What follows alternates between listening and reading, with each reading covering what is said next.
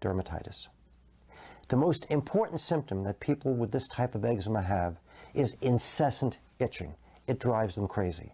When you examine them, you can see scratch marks, especially in the front of the elbow and behind the knee. And the peculiar thing is, while the scratching helps to relieve the itching, it makes it worse. Because the more you scratch, the more you further irritate the skin. And the more irritated it gets, the more it itches. So you're essentially in an itch-scratch loop. And you've got to break that loop.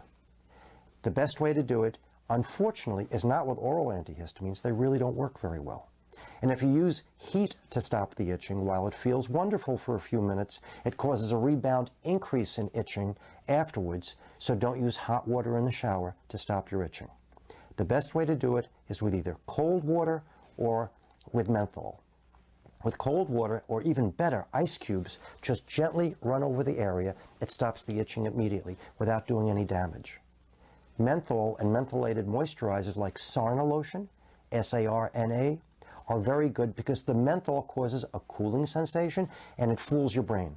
It fools your brain into forgetting about the itching, and all you feel is the cooling, and the cooling is much less noxious. One other tip for stopping the itching is just pressure. Rather than scratching, just squeeze the area, but very tightly and firmly, and that can also stop the itching.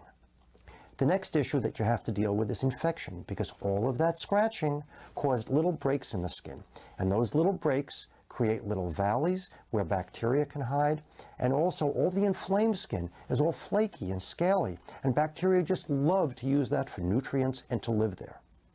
Whether those bacteria are causing an actual infection, or whether they're just living there and making their metabolic byproducts, which themselves are irritating to your atopic skin and further causing more itching, regardless of which it is, you've got to stop those bacteria. And that's easily done with over-the-counter antibiotic ointments like bacitracin or polysporin.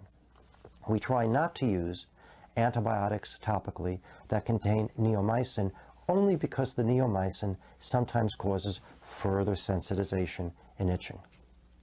Next, you have to deal with the actual inflammation of the rash, and that's best done with just over-the-counter cortisones, 1/2 or 1% hydrocortisone, better in an ointment vehicle than in a cream because the skin is so dry. And that brings us to the last part, which is the dryness, the flakiness and scaliness. Two ways to approach that. Either with occlusive moisturizers like Vaseline, petrolatum, or Aquaphor, or else by replacing the lost surface lipids. Lipids are fats, and in this very inflamed skin, the fats that hold the normal cells together is missing. So we try to use moisturizers that contain ceramides, and ceramides are lipids that need to be restored to the